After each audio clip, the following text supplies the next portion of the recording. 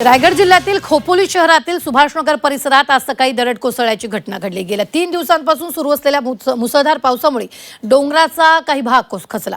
सुभाषनगर हा डोंगराच्या पायथ्याशी वसलेला परिसर असून शासनाने यापूर्वीच ते दरड प्रवण क्षेत्र म्हणून घोषित केलं। प्रशासनाने इथल्या नागरिकांना घर खाली करण्याच्या सूचना केल्यात, मात्र घर सोडून आम्ही जाणार कुठं असा सवाल इथल्या नागरिकांनी केला। त्यांच्याशी बातचीत केली आमच्या प्रतिनिधी समृद्धी कोल्हे यांनी। परिसरातील काही नागरिक आपल्या सोबत आहेत, आपण त्यांच्याकडून जाणून घेऊयात।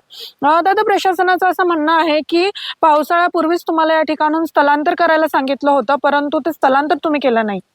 नगरपालिका प्रशासन आम्हाला दरवर्षी नोटीस पाठवते, गेले 20 वर्ष आम्हाला नोटीस पाठवते, पण ह्या उपाययोजना जे करायच्या आहेत ते अजून करत नाहीये। नुकसान तो बहुत हुआ है और उसका भरपाई हमको मिलने वाला नहीं है, ये तो पता है, मगर अभी तक इसका क्या बोलते हैं, कुछ तो भी उपाय करना चाहिए इसका, क्योंकि अभी तक नहीं हुआ, क्योंकि अभी तक जान नहीं गई है किसी की, तब तक उपाय नहीं होगा जब तक किसी की जान नहीं जाएगी।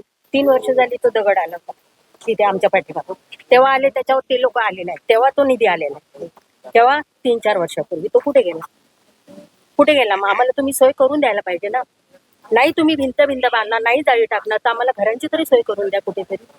दरवर्षी खाली करा, तुमची तुम्ही घर घ्या। 4 महीने सिर्फ सब लोग आते, 4 महीने में बारिश गिरेंगी, खाली करो तुम जाओ। वहाँ थे बिल्डिंग में, कैसे कैसे परिस्थिति में रहे लोग, वापिस आ गए, मगर 8 महीने फिर बाद में कोई बोलने को नहीं आता।